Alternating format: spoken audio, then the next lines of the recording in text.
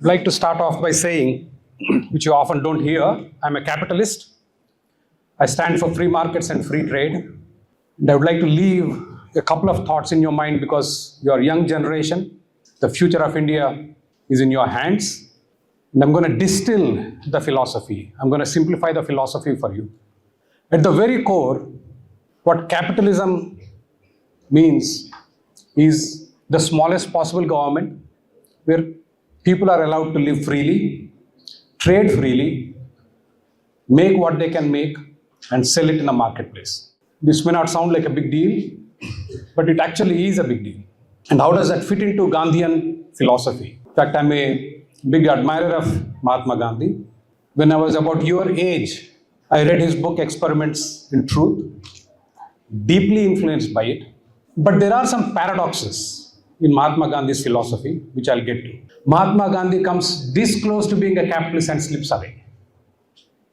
He almost gets there but slips away. And this is the tragedy of India, why we as a country are backward. And why should you care? Leave your academics aside, everything else aside. It affects your life, your standards of living. In 1990, China and India were almost equal. Today, China is 5 times wealthier than India. If I can translate that into your life, if you had just grown like China, since you folks don't work, your parents work, your mother and your father, whoever are working, they would be earning 5 times more. And this is why economic ideology is important. Understanding the economics. And we have made it so complicated, so difficult, with hundreds of pages of books. But it boils down to something very simple. Any country with government interference is minimal has prospered immensely. And this is a philosophy that was discovered 2,500 years ago by Lao Tzu. He is a Chinese philosopher. And I'll quote, and you'll be surprised, 2,500 years ago, Lao Tzu, his quotations come so close to Gandhi. But he was more of a capitalist. And as I said, Gandhi slips away. Lao Tzu says the more prohibitions there are, the poorer the people become. The more laws and edicts are exhibited, the more thieves and robbers there are. You all heard of License Raj, which destroyed India from 1950s to till 1990.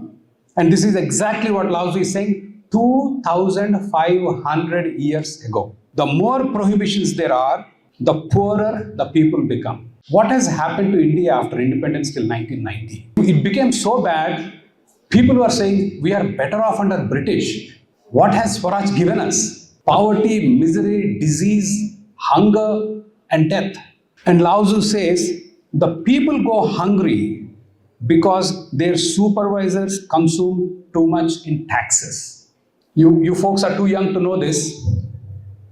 At one stage when Indira Gandhi was Prime Minister, her tax rate reached to 105%. So if you earned 10 lakhs, your tax is 10,50,000.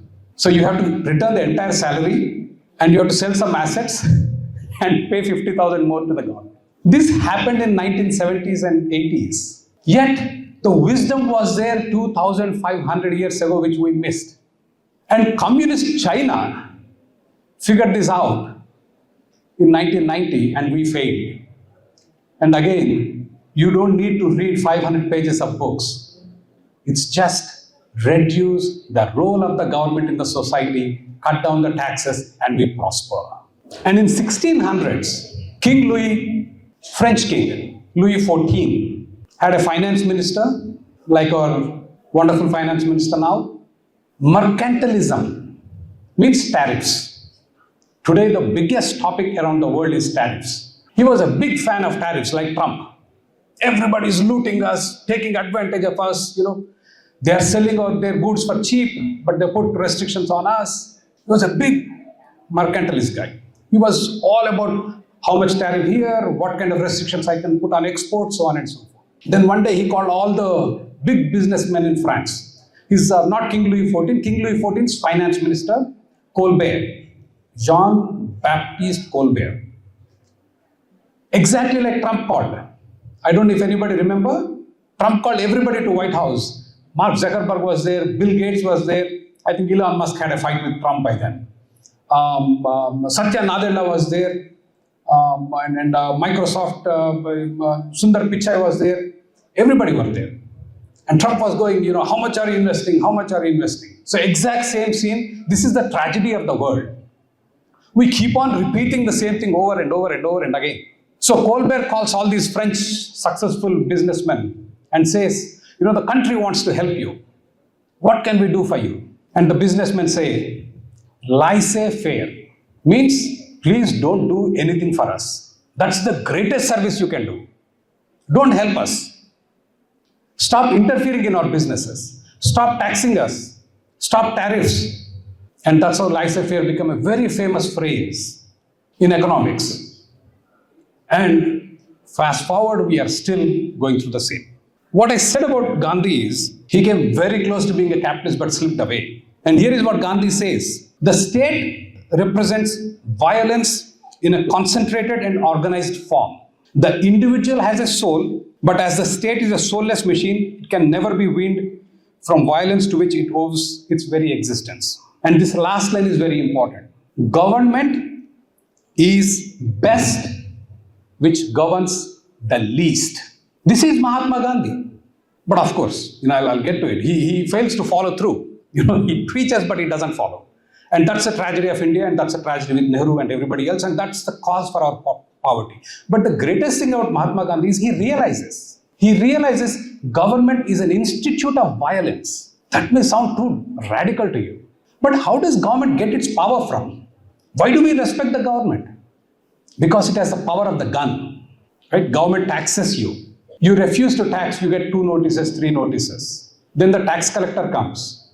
You still don't pay. Then an arrest warrant comes. Right? Because you're refusing to go and refusing to pay. Then the police come.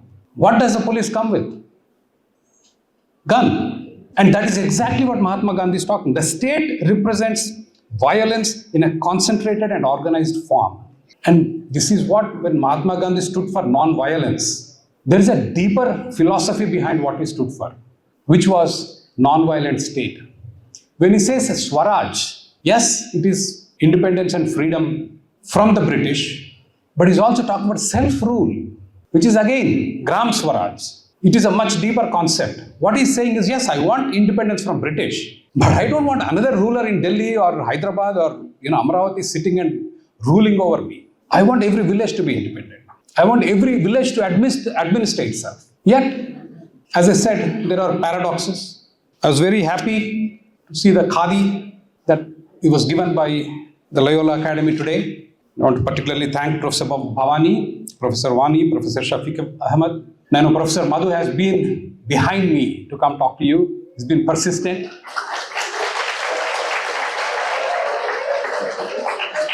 I wouldn't be here. I mean, he's called me so many times. We exchanged so many messages. He's persistent. Thank you, Professor Madhu, for having me. And it's an honor to meet you all.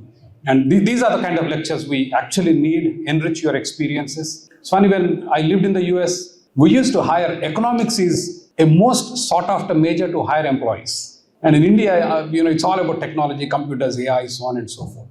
Because economics is a much broader subject. You have a better world view. And of course, public administration, I'm more of what I teach is public non-administration. Because I believe in small government, and government should not interfere in people's lives. So going back to Gandhi, Gandhi was for small government. Gandhi saw evil in the government.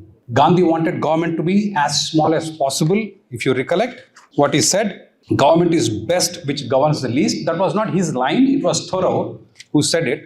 And Gandhi admitted it was Thoreau, but he said, I am in favor of what Thoreau has said. Government that administers the least. Yet, he was for tariffs and export controls. On one hand, he says small government, yet he says we cannot allow imports freely because imports that destroy local employment are not welcome, whereas imports that are not available in India, I will allow. So, he was against import of textiles, but he said allow surgical instruments, typewriters, bicycles and sewing machines, which India didn't have. And once you start playing with what can be imported, what can be exported, we'll soon reach King Louis XIV Colbert problem. All the businessmen will go to the government, they'll start lobbying, and they're influencing the government. See, you don't have access to the government. You agree? Can you meet Modi? Who can call Modi and go meet him? Or Amit Shah? Okay, somebody should flag me. I talk too much, so just let me know. And we should leave some time for questions. How many can you pick up your phone and reach Nirmala Sitharaman, let's say? None, I think. I can't reach either. But if Ambani or Adani can call, will they pick up? Yeah. And they'll say, make in India, right? All these electronics coming from China and America and every other country are destroying our employment. So put tariffs so that our jobs are saved. And our leaders will come out and say, yeah, make in India. And that's what we did from 1950s to 1990s. And that's what Trump is doing to the United States today. And the funny thing about tariffs is, in 2008, right, what Trump argues is European Union is sending all their goods to America without paying any tariffs. China is dumping everything. And European Union in 2008 is $15 trillion economy. European Union in 2008 is a $15 trillion economy. US in 2008 is a 15 trillion. Both are equal. EU and US were almost equal. Fast forward to Trump era, before Trump became the president. What is US economy? 30 trillion. 15 to 30. What happened to EU? 19. Who did better? US. And what is Trump crying about? The countries that impose tariffs, which are EU, are backward or haven't grown as much as the US. And US has kicked the ball out of the park. Look at the companies in the US today. They're global. They're everywhere. Amazon, Apple, Facebook, Twitter, now AI revolution, Microsoft, Google. I mean, they're everywhere in the world. They're doing so great. Their unemployment, and then Trump keeps saying, we are losing our jobs to China.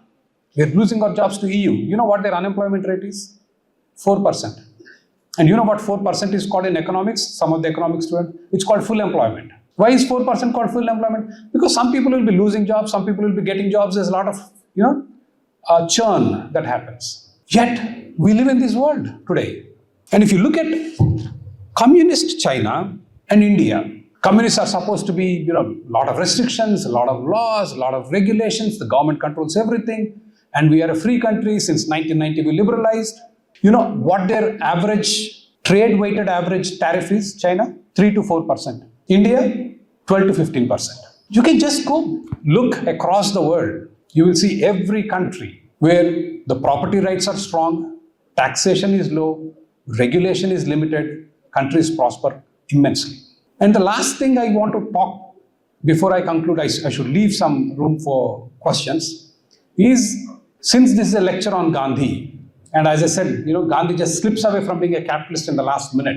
His ideology is strong, but he couldn't follow through, is what he calls trusteeship. Gandhi was against profit. And the entire human society runs on profit. Profit is good. Greed through fair trade is the most desirable thing. And we have been time and again taught it is bad. Why is greed good? A businessman who is greedy, who does business fairly, right? He doesn't cheat people, he doesn't lie. He makes what he makes and he sells. I was doing farming, growing oranges. When will I make money? I'm greedy. I want profit, I want money. How can I make profit and money as somebody who grows oranges? By growing a lot of orange. So I grow a lot of orange, give it all to you, and you'll only buy if you find it valuable. Nobody's putting a gun to your head and making you buy. They're saying, I'm saying, here are my oranges. Would you like to buy? Only if you need it, if you want it, you'll pay me and you'll buy. So you benefit in the transaction. If it is not beneficial to you, you'll not buy. If I make an iPhone, I'm Steve Jobs, I made an iPhone. I will not get rich unless you buy, unless you need it, unless it is serving your purpose. A profit-seeking businessman is doing a social service. Bill Gates was the wealthiest man on the planet. How did he become the wealthiest man? Was he greedy? Yeah. Did he make billions in profit? Yeah. But before the Bill Gates, there was no computer on every desk and every lap. Today, the entire world has desktops and laptops. How did it happen? Millions and millions got them. It's because of the power of profit and greed. Now, there is bad greed. I'm not admitting. I'm not saying that there is nothing. So bad greed is people who cheat. They'll tell you this iPhone and they'll give you a crappy phone, fake phone. I'm not talking about that. I'm talking about this iPhone. I'm talking about Amazon. What a revolution it has brought about. Literally changed not millions, billions of people's lives. It was a hassle to go to the mall, spend 2 hours, looking at clothes, looking at shoes, looking at everything. Now you sit at home, read reviews, click buttons, and it comes. He has revolutionized your lives. That's how we became wealthy, right? So Mahatma Gandhi feels profit is bad. Now, if students of economics know, where does investment come from? Investment comes from savings, right? People save money, S equal to I is the equation. Savings equal to investment, your profits become savings. If you look at all the wealthy people, take the 10 wealthiest people, their money is not sitting under their mattresses. It gets invested in other companies, creates employment, creates more jobs. So, saying that, I would like to conclude by saying Mahatma Gandhi has been with me ever since my college days with his autobiography, Experiment with Truth. You should absolutely read it. And the most important thing he says is about being truthful, which makes your life so easy because you don't have to remember anything. And Mark Twain, I think, follows up with that later. If you tell the truth, you don't have to remember anything. This is something you should experiment with. You absolutely read his book. Of course, he's father of our nation. We should all be proud. But, we should not be a blind follower of anybody. You should have your own critical thinking. You should have your own rational mind, objective analysis. You could have, nobody is perfect. People have different angles to what they believe in. So you have to be an independent thinker more than anything. We should not become, devotees as if they are gods. Everybody have their own pluses and minuses, just like you and just like me. With that, I'll conclude. And if you have any questions, you're welcome. Thank you so much, sir, for your insights, especially the way you mentioned about the tariff system in different nations. And I also really thank you for bringing J.S. Mill's comment, that is, government is the best that governs least. It has been followed by Gandhiji. Actually, this is the slogan or the quote by J.S. Mill, the individualist. Okay, anyhow, thank you, sir, for the model, how diplomatically the father of our nation spoke little about capitalism and did touch completely. So much, really decentralized model advocated by him and all he spoke. So thank you so much. Yes, students, do you have any questions? Only 2 questions.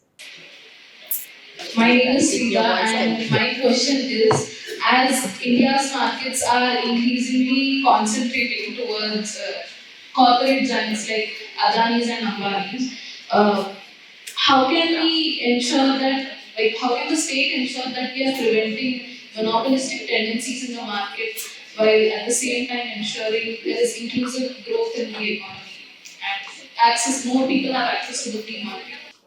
That makes it easy. I don't have to shout. I know I've seen several hands raised, and I know Professor Madhu said only 2 questions, but I'll be here. I'm in the business. I call myself an evangelist of capitalism. So the more I educate you, I'm moving more towards my goal. So I'm not going to run away. We'll get to a couple of questions. I'll be here. You should challenge me. You should, criticize me. You should put me on the spot and tell me why I'm wrong. So as far as monopolies are concerned, you see, every time I talk about it, the first thing that comes up in capitalism is monopolies. And there are hardly any monopolies in capitalism. And yet, we constantly worry about monopolies in capitalism. Where are monopolies? Monopolies are always there in the government. Right? Indian Railways is monopoly. Air India was a monopoly. BSNL was a monopoly, right? And I can go on and on. Your electricity department is a monopoly. Your water department is a monopoly. And they use the monopoly and they fleece people like anything. You get a water connection. You try to get an electric connection. How horrible Indian Railways are. We recently saw the Indigo crisis and everybody was, way up in their arms saying what a disaster privatization is. You know something? There is a daily Indigo in Indian Railways, which we don't talk about. Every day is an Indigo crisis in Indian Railways, right? You can't get tickets. And you get into the general compartment. I mean, it's a shame in 21st century we have this. Now, coming to your question, Yes, monopolies are a problem. Monopolies are usually come from the grant of the government. And you mentioned Ambani, Adani, so on and so forth. We don't need to just name them. Any company that benefits from a grant or a protection from the government becomes a monopoly. And that is what we should fight against. And that is where, how does that change? It comes through policy change. Small government, less regulation means government doesn't have the power. When you give 50 lakh crore rupee budget, right? And the state government budget is 3-4 lakh crores. That's a lot of money for people to get attracted. So keep the government small, keep the regulations low, then the businessmen don't have to go chase. If you keep giving the government the power to tariff, they'll keep running to them saying, this industry is struggling, 2,000 jobs will be gone, so tariff. I mean, the solution again is, as I said, if you walk away, see, you will hear 1,000 lectures in your life. There's one thing, one line, if you could remember for the rest of your life, is for the country to prosper, the role of the government should be minimal. And that answers all of the questions that you asked. భారతదేశాన్ని 78 ఏళ్లుగా కటిక దారిద్ర్యంలో ఉంచింది socialist భావజాలం. మన దేశం అభివృద్ధి చెందాలంటే capitalism ఒకటే మార్గం. మీ నగరంలో క్యాపిటలిస్ట్ వ్యవస్థ మీద నాతో చర్చాగోష్ఠికి కింది నెంబర్కి ఫోన్ చేయండి.